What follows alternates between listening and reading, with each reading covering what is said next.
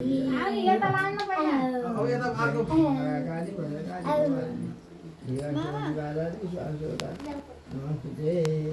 दुर्गा भवानीको टिको लाइकिन रोग नलाओस् सुस्वास्थ्य उतार म्यानेजर हुने पालो आएको रे सोचेको कुरा पुरा अब हुँदैन मैले मेरो लाएर के छ म्यानेजर हुने चाहिँ सामर्थ्य राखेर बसेँ जे भए पनि अब यही गाउँकै सहकारी हो म्यानेजर भयो भने फरक पर्दैन कहाँ भयो भने त म्यानेजर भएर झन् पो धन्काउनु पर्छ अब चाहिँ यस्तै भएर उसै ल आउ जमरा लाइदिन्छु म त्यहाँ के अनुले ल मामुले बाबाले ल्याइदिनु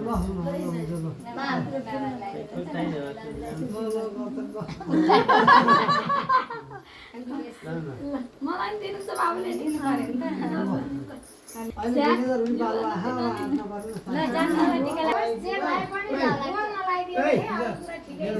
कुरा ठिकै छ अहिले पछि लाउने पालो एकै मिसो लाउने दाइले सक्नुहुन्छ सबै जसरी तपाईहरु सक्नु नि हात दिन पर्दैन घटाङ मटाङ पैसा दिनु न आएको पैसा दिनु पैसा परेन त स्वास्थ्य होस् दीर्घायु होस् पढाइ अब के सोच गर्दै जाओस् विदेशी बाटो खुल्न सक्छ नेपाल आउँछ कि यहाँ खाइ खाँदै सके विदेश गएर $1 कमाउन सके अझै त धेरै सक्नु पर्दैन बाबै मिलेर ल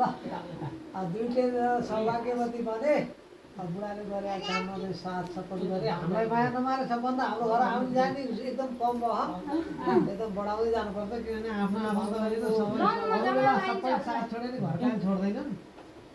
कुरो बुझ्नुपर्छ रोग नलाओस् मनले सोचेको कुराहरू बिस्तारै भयो कुरा हुँदैन राम्रो रक्षा गरौँ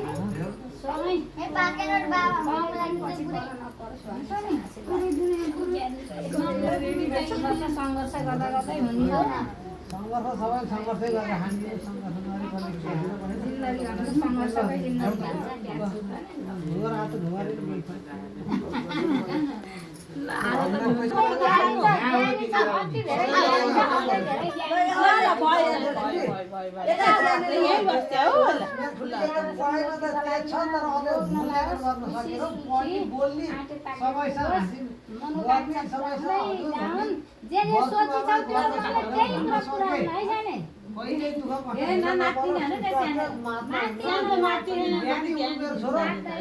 बाबाले माया गर्नु माथि भने त गुरुधन बोल्ने भने मेरो छोरी त्यो संस्कृत भनिएन के अरे के अरे नेपालमा सबभन्दा ठुलो घर चाहिँ देश विदेश हल्लाएर चाहिँ गरिहाल्न सक्ने मेरो ठुली त्यो मेरो सानी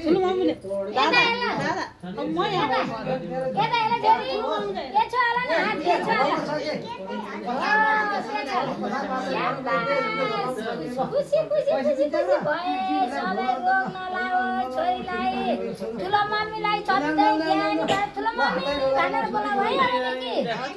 है ओहो ल भयो भयो बाबु भयो भयो बाबु जे भए पनि टाढा त छौ अब मान्छे ठुली बन्नु ज्ञानी पनि हुनु धेरै पढ्नु देशकाल परिस्थिति अनुसार चलेर अब चाहिँ हामीले त छक्क पर्नु परोस् के ठुलो भएर भन्ने बेलामा सरले यस्तो गर्यो हैन धेरै ठुलो ज्ञानी मान्छे बने भने पाइयोस् ल बाबु यता एला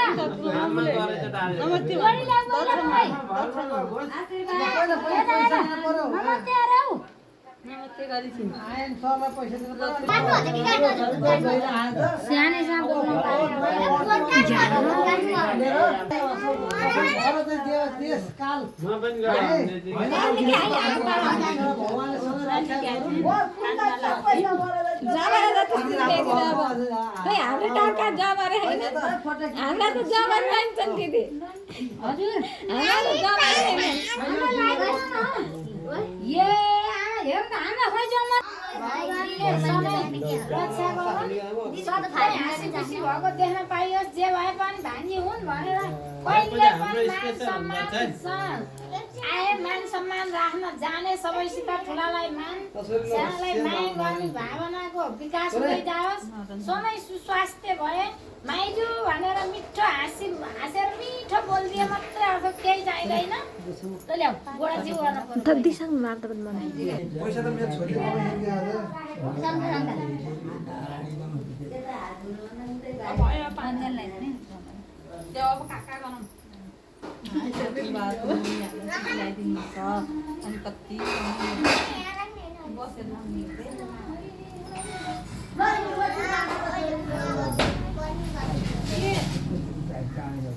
अहिले रोकिनु है अब कहाँ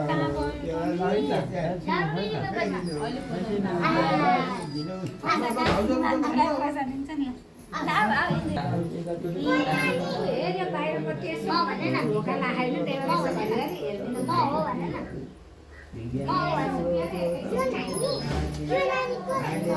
चालू गरेको छु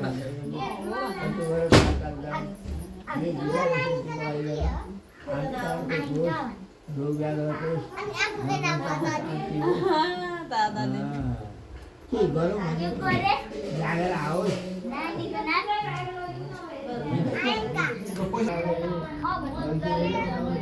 छोडा है फेरि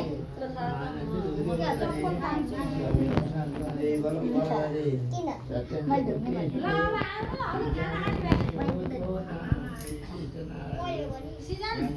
तिमी बाँकी छौ नि टिका लाउन सबैसँग जमरा ल्याइदिनु न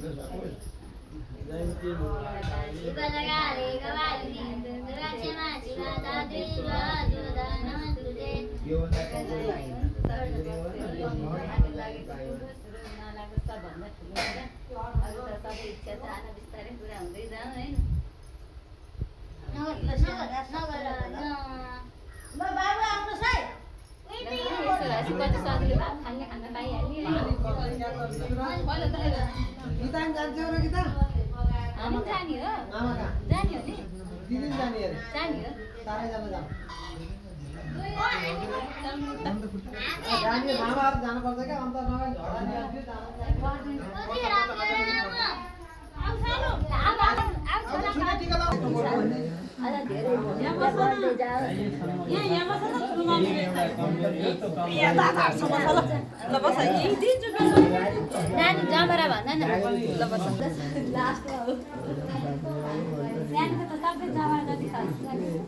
अहिले बुझ न हात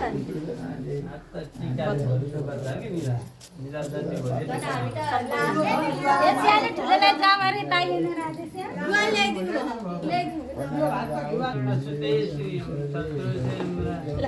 गुड भएर बस्छ धेरै खानु पर्यो यहाँ बेला जन भइदिनु पर्छ है अब काममा घर मैले भाइलाई नभेटाउनु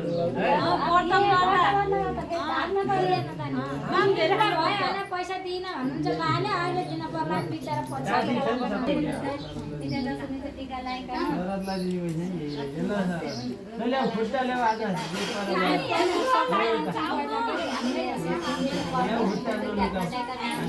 टिका लाउने अनि यहाँ बस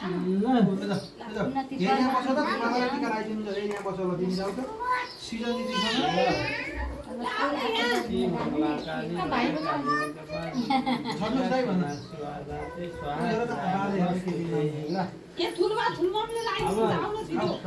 निरोगी भएर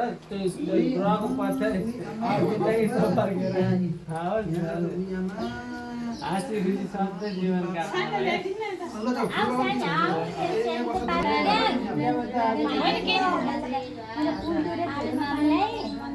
नामलाई धेरै माया गर्नु छ तिम्रो नामलाई चिन्नु छ तिम्रो नामलाई चिन्नु भएको छ कि छैन तिम्रो नामलाई धेरै माया गर्नु छ